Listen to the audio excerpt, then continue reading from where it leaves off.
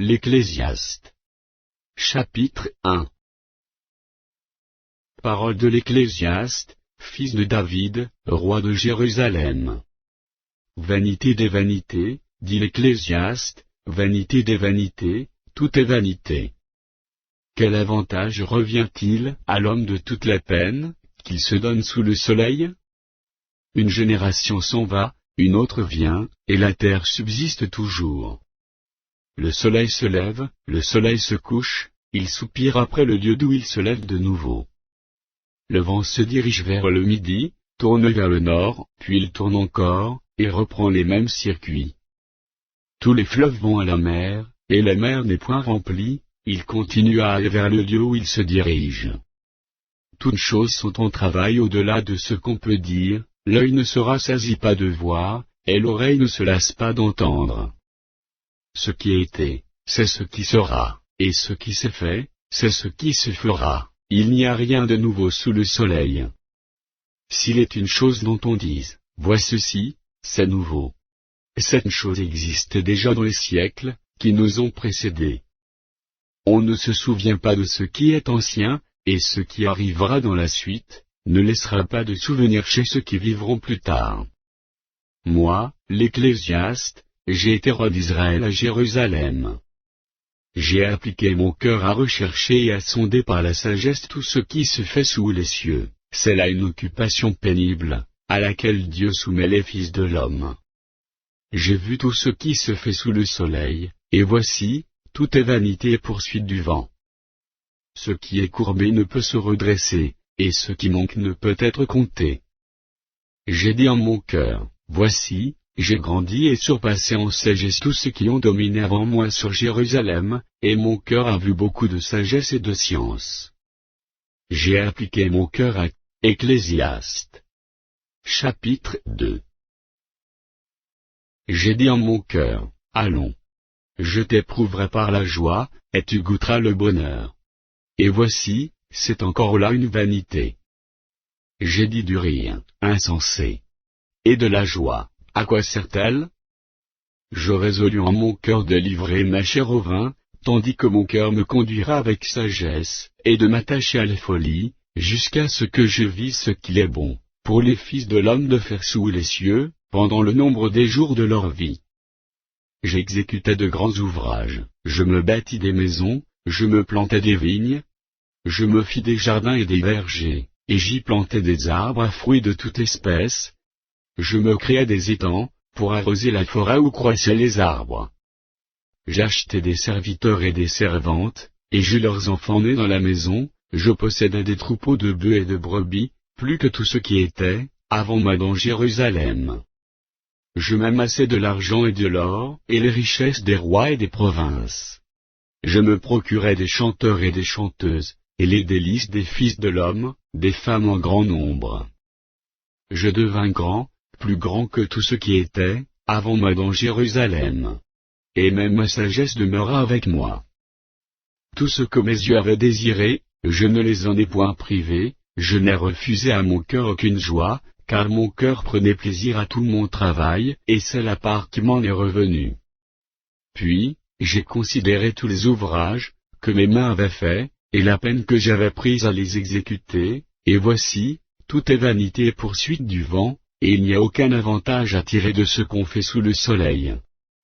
Alors j'ai tourné mes regards vers la sagesse, et vers la sottise et la folie. Car que fera l'homme qui succédera au roi? Ce qu'on a déjà fait. Et j'ai vu que la sagesse a de l'avantage sur la folie, comme la lumière a de l'avantage sur les ténèbres.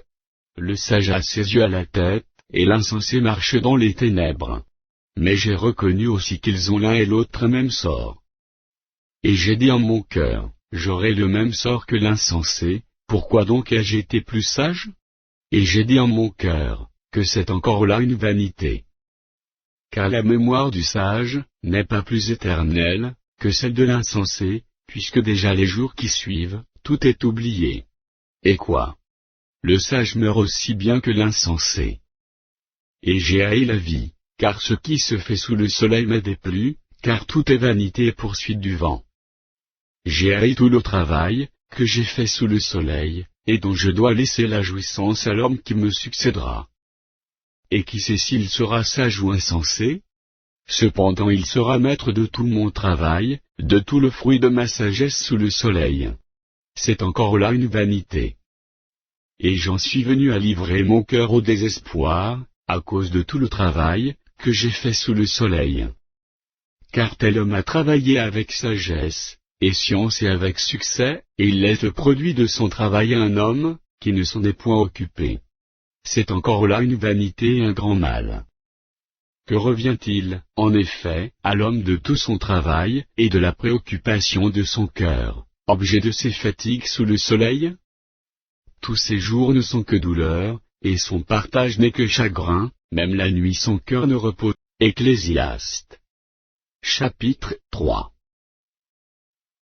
Il y a un temps pour tout, un temps pour toute chose sous les cieux. Un temps pour naître, et un temps pour mourir, un temps pour planter, et un temps pour arracher ce qui a été planté, un temps pour tuer, et un temps pour guérir, un temps pour abattre, et un temps pour bâtir, un temps pour pleurer, et un temps pour rire, un temps pour se lamenter, et un temps pour danser, un temps pour lancer des pierres, et un temps pour ramasser des pierres, un temps pour embrasser, et un temps pour s'éloigner des embrasements, un temps pour chercher, et un temps pour perdre, un temps pour garder, et un temps pour jeter, un temps pour déchirer, et un temps pour coudre, un temps pour se taire, et un temps pour parler, un temps pour aimer, et un temps pour haïr, un temps pour la guerre, et un temps pour la paix. Quel avantage celui qui travaille retire-t-il de sa peine? J'ai vu à quelle occupation Dieu soumet les fils de l'homme. Il fait toute chose bonne en son temps, même il a mis dans leur cœur la pensée de l'éternité, bien que l'homme ne puisse pas saisir l'œuvre que Dieu fait, du commencement jusqu'à la fin. J'ai reconnu qu'il n'y a de bonheur, pour eux qu'à se réjouir et à se donner du bien-être pendant leur vie, mais que, si un homme mange et boit et jouit du bien-être au milieu de tout son travail, c'est là un don de Dieu. J'ai reconnu que tout ce que Dieu fait durera toujours, qu'il n'y a rien à y ajouter et rien à en retrancher, et que Dieu agit ainsi afin qu'on le craigne. Ce qui est a déjà été, et ce qui sera a déjà été, et Dieu ramène ce qui est passé. J'ai encore vu sous le soleil, qu'au lieu établi pour juger il y a de la méchanceté, et qu'au lieu établi pour la justice il y a de la méchanceté. J'ai dit en mon cœur, Dieu jugera le juste et le méchant, car il y a là un temps, pour toute chose et pour toute œuvre. J'ai dit en mon cœur, au sujet des fils de l'homme, que Dieu les éprouverait, et qu'eux-mêmes verrent qu'ils ne sont que des bêtes. Car le sort des fils de l'homme, et celui de la bête, sont pour eux un même sort, comme meurt l'un, ainsi meurt l'autre, ils ont tous un même souffle, et la supériorité de l'homme sur la bête est nulle, car tout est vanité. Ecclésiaste. Chapitre 4. J'ai considéré ensuite toutes les oppressions, qui se commettent sous le soleil, et voici, les opprimés sont dans les larmes, et personne qui les console. Ils sont en butte à la violence de leurs oppresseurs, et personne qui les console. Et j'ai trouvé les morts, qui sont déjà morts plus heureux, que les vivants qui sont encore vivants, et plus heureux que les uns et les autres celui qui n'a point encore existé et qui n'a pas vu les mauvaises actions, qui se commettent sous le soleil. J'ai vu que tout travail, et toute habileté dans le travail, n'est que jalousie de l'homme à l'égard de son prochain. C'est encore là une vanité et la poursuite du vent. L'insensé se croise les mains, et mange sa propre chair. Mieux vaut une main pleine avec repos, que les deux mains pleines avec travail et poursuite du vent. J'ai considéré une autre vanité sous le soleil. Tel homme est seul et sans personne qui lui tienne de près, il n'est ni fils ni frère, et pourtant son travail n'a point de fin et ses yeux ne sont jamais rassasiés de richesse. Pour qui donc est-ce que je travaille, et que je prive mon âme de jouissance? C'est encore là une vanité et une chose mauvaise. Deux valent mieux qu'un, par ceux qui retirent un bon salaire de leur travail. Car, s'il tombe, l'un relève son compagnon, même alors à celui qui est seul et qui tombe, sans avoir un second pour le relever. De même, si deux couchent ensemble, ils auront chaud, mais celui qui est seul, comment aura-t-il chaud? et si quelqu'un est plus fort qu'un seul, les deux peuvent lui résister, et la corde à 3 fils ne se rompt pas facilement. Mieux vaut un enfant pauvre, et sage qu'un roi vieux et insensé, qui ne sait plus écouter les avis, car il peut sortir de prison pour régner, et même être né pauvre dans son royaume. J'ai vu tous les vivants, qui marchent sous le soleil entourer l'enfant, qui devait succéder au roi et régner à sa place. Il n'y avait point de fin à tout ce peuple, à tous ceux à la tête des Ecclésiastes. Chapitre 5. Ne te prise pas d'ouvrir la bouche, et que ton cœur ne se hâte pas d'exprimer une parole devant Dieu, car Dieu est au ciel, et toi sur la terre, que tes paroles soient donc peu nombreuses. Car, si les songes naissent de la multitude des occupations, la voix de l'insensé se fait entendre dans la multitude des paroles. Lorsque tu as fait un vœu à Dieu, ne tarde pas à l'accomplir, car il n'aime pas les insensés. Accomplis le vœu que tu as fait. Mieux vaut pour toi ne point faire de vœu, que d'en faire un et de ne pas l'accomplir. Ne permets pas à ta bouche de faire pécher ta chair, et ne dis pas en présence de l'envoyé, que c'est une inadvertance. Pourquoi Dieu s'irriterait-il de tes paroles, et détruirait-il l'ouvrage de tes mains? Car, s'il y a des vanités dans la multitude des songes, il y en a aussi dans beaucoup de paroles, c'est pourquoi, crains Dieu. Si tu vois dans une province le pauvre opprimé, et la violation du droit et de la justice, ne t'en étonne point, car un homme élevé est placé, sous la surveillance d'un autre plus élevé, et au-dessus d'eux il en est, de plus élevé encore.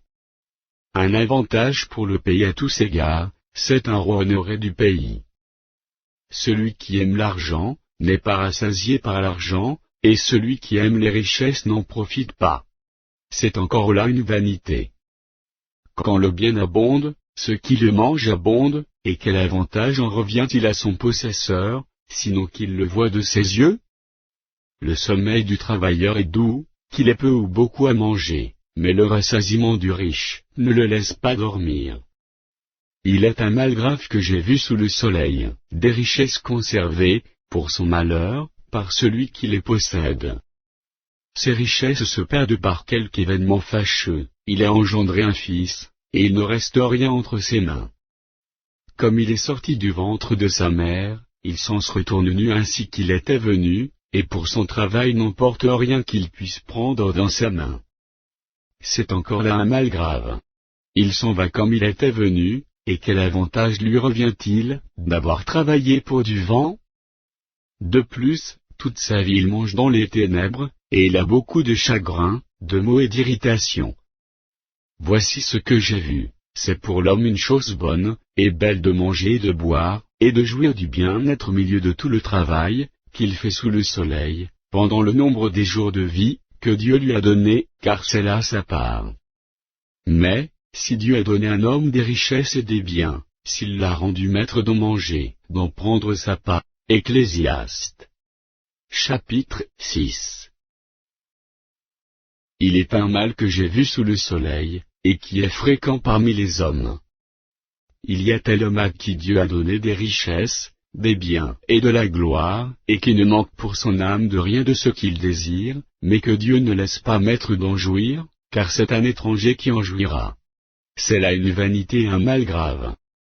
Quand un homme aurait 100 fils, vivrait un grand nombre d'années, et que les jours de ces années se multiplieraient, si son âme ne s'est point rassasiée de bonheur, et si de plus il n'a point de sépulture, je dis qu'un avorton est plus heureux que lui.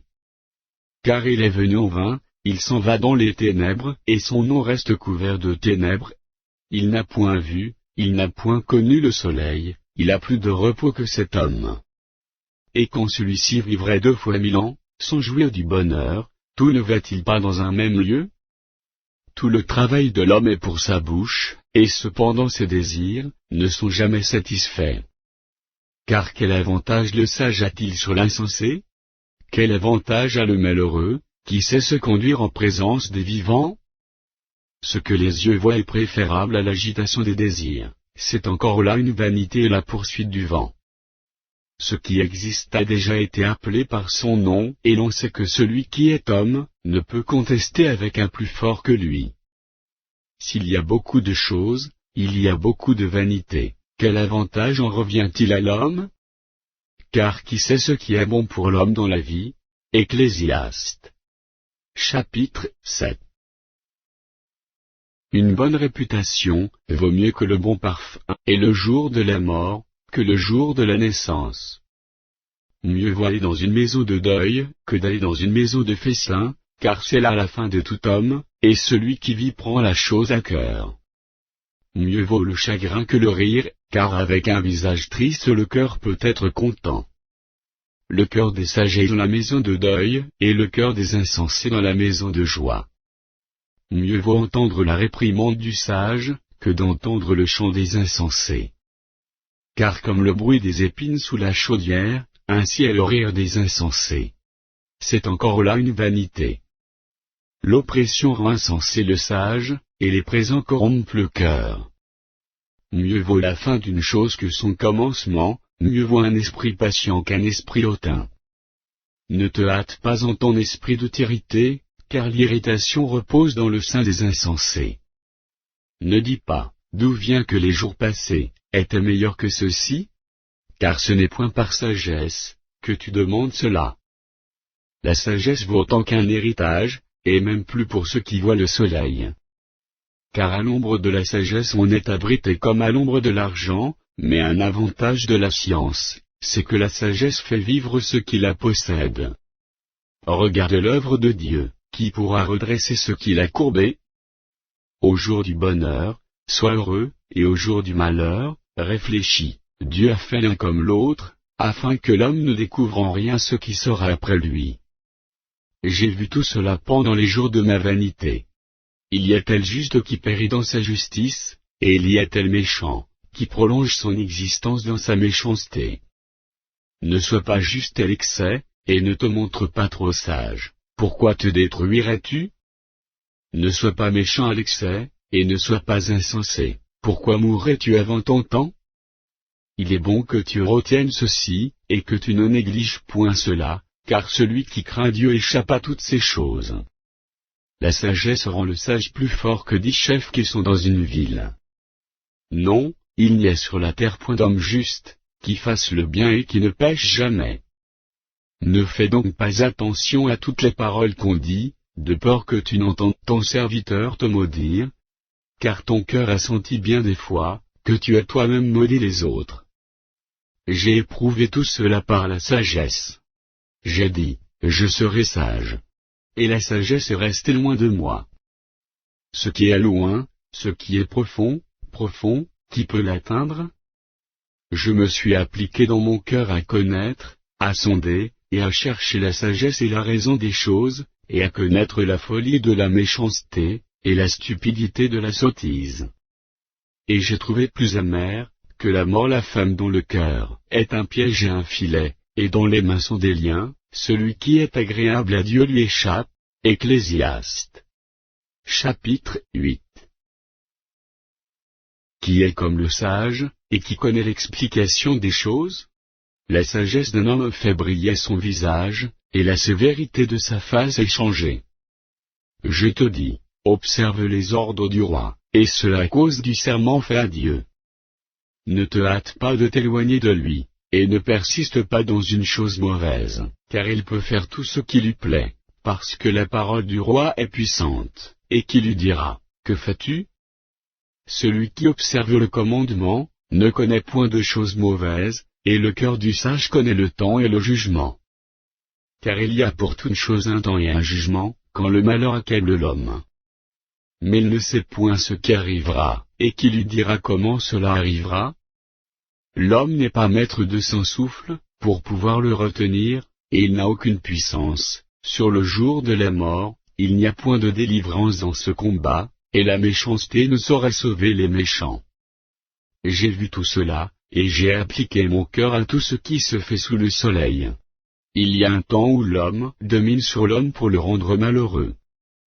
Alors j'ai vu des méchants recevoir la sépulture, et entrer dans leur repos, et ceux qui avaient agi avec droiture s'en allaient loin du lieu saint, et être oubliés dans la ville. C'est encore là une vanité. Parce qu'une sentence contre les mauvaises actions ne s'exécute pas promptement, le cœur des fils de l'homme se remplit en eux du désir de faire le mal. Cependant, quoique le pécheur fasse 100 fois le mal, et qu'il y persévère longtemps, je sais aussi que le bonheur est pour ceux qui craignent Dieu, par ceux qui ont de la crainte devant lui.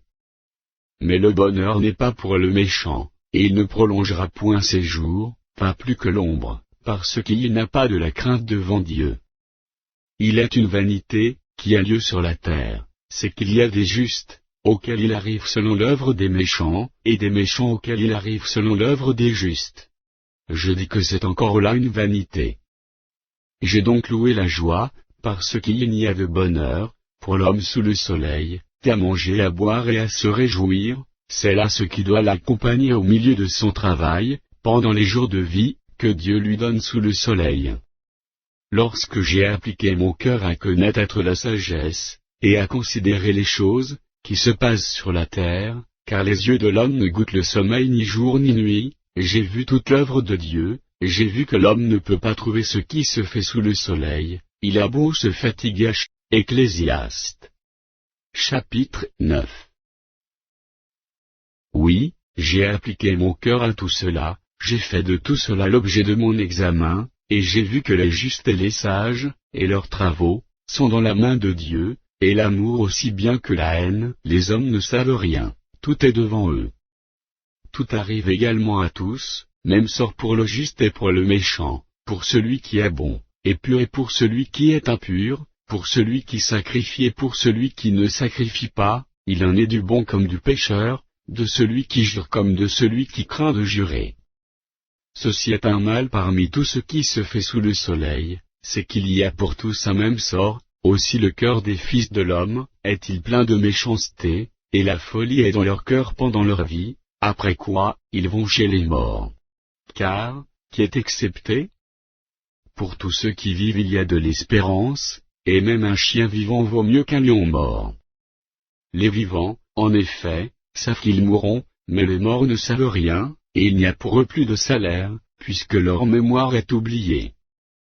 Et leur amour, et leur haine, et leur envie, ont déjà péri, et ils n'auront plus jamais aucune part à tout ce qui se fait sous le soleil. Va, mange avec joie ton pain, et bois gaiement ton vin, car dès longtemps Dieu prend plaisir à ce que tu fais. Qu'en tout temps tes vêtements soient blancs, et que l'huile ne manque point sur ta tête. Jouis de la vie avec la femme que tu aimes, pendant tous les jours de ta vie de vanité, que Dieu t'a donné sous le soleil, pendant tous les jours de ta vanité, car c'est ta part dans la vie, au milieu de ton travail, que tu fais sous le soleil. Tout ce que ta main trouve à faire avec ta force, fais-le, car il n'y a ni œuvre, ni pensée, ni science, ni sagesse, dans le séjour des morts, où tu vas. J'ai encore vu sous le soleil, que la course n'est point aux agiles, ni la guerre aux vaillants, ni le pain aux sages, ni la richesse aux intelligents, ni la faveur aux savants, car tout dépend pour eux du temps et des circonstances. L'homme ne connaît pas non plus son heure, pareil aux poissons qui sont pris au filet fatal, et aux oiseaux qui sont pris au piège, comme eux, les fils de l'homme sont enlacés au temps du malheur, lorsqu'ils tombent sur eux tout à coup. J'ai aussi vu sous le soleil ce trait d'une sagesse qui m'a paru grande. Il y avait une petite ville, avec peu d'hommes dans son sein, un roi puissant marcha sur elle, l'investit, et éleva contre elle de grands forts. Il s'y trouvait un homme pauvre et sage, qui sauva la ville par sa sagesse. Et personne ne s'est souvenu de cet homme pauvre. Et j'ai dit, la sagesse vaut mieux que la force. Cependant la sagesse du Ecclésiaste. Chapitre 10. Les mouches mortes infectées font fermenter l'huile du parfumeur, un peu de folie l'emporte sur la sagesse et sur la gloire. Le cœur du sage est à sa droite, et le cœur de l'insensé à sa gauche. Quand l'insensé marche dans un chemin, le sens lui manque, et il dit de chacun, voilà un fou. Si l'esprit de celui qui domine s'élève contre toi, ne quitte point ta place, car le calme prévient de grands péchés. Il est un mal que j'ai vu sous le soleil, comme une erreur provenant de celui qui gouverne. La folie occupe des postes très élevés, et des riches sont assis dans l'abaissement. J'ai vu des esclaves sur des chevaux, et des princes marchant sur terre comme des esclaves. celui qui creuse une fosse y tombera, et celui qui renverse une muraille, sera mordu par un serpent. Celui qui remue des pierres en sera blessé, et celui qui fend du bois, en éprouvera du danger. S'il a émoussé le fer, et s'il n'en a pas aiguisé le tranchant, il devra redoubler de force, mais la sagesse a l'avantage du succès. Si le serpent mord faute d'enchantement, il n'y a point d'avantage pour l'enchanteur. Les paroles de la bouche du sage sont pleines de grâce, mais les lèvres de l'insensé causent sa perte. Le commencement des paroles de sa bouche est folie, et la fin de son discours est une méchante folie. L'insensé multiplie les paroles. L'homme ne sait point ce qui arrivera, et qui lui dira ce qui sera après lui? Le travail de l'insensé le fatigue, parce qu'il ne sait pas aller à la ville. Malheur à toi, pays dont le roi est un enfant, et dont les princes mangent dès le matin. Heureux toi, pays dont le roi est de race illustre, et dont les princes mangent au temps convenable, pour soutenir leur force, et non pour se livrer à la boisson. Quand les mains sont paresseuses, la charpente s'efface, et quand les mains sont lâches, la maison est des gouttières. On fait des repas pour se divertir, le vin. Ecclésiaste. Chapitre 11. Jette ton pain sur la face des eaux, car avec le temps tu le retrouveras. Donne-en une part à 7 et même à 8, car tu ne sais pas quel malheur peut arriver sur la terre. Quand les nuages sont pleins de pluie, ils la répandent sur la terre, et si un arbre tombe, au midi ou au nord, il reste à la place où il est tombé. Celui qui observe le vent ne sèmera point, et celui qui regarde les nuages ne moissonnera point. Comme tu ne sais pas quel est le chemin du vent, ni comment se forment les eaux dans le ventre de la femme enceinte, tu ne connais pas non plus l'œuvre de Dieu qui fait tout. Dès le matin sème ta semence, et le soir ne laisse pas reposer ta main, car tu ne sais point ce qui réussira, ceci ou cela, ou si l'un et l'autre sont également bons. La lumière est douce, et il est agréable, aux yeux de voir le soleil. Si donc un homme, Ecclésiaste. Chapitre 12. Jeune homme, réjouis-toi dans ta jeunesse, livre ton cœur à la joie, pendant les jours de ta jeunesse, marche dans les voies de ton cœur, et selon les regards de tes yeux, mais sache que pour tout cela Dieu t'appellera en jugement. Bannisse de ton cœur le chagrin, et éloigne le mal de ton corps, car la jeunesse et l'aurore sont vanité. Mais souviens-toi de ton Créateur, pendant les jours de ta jeunesse, avant que les jours mauvais arrivent et que les années s'approchent où tu diras, je n'y prends point de plaisir.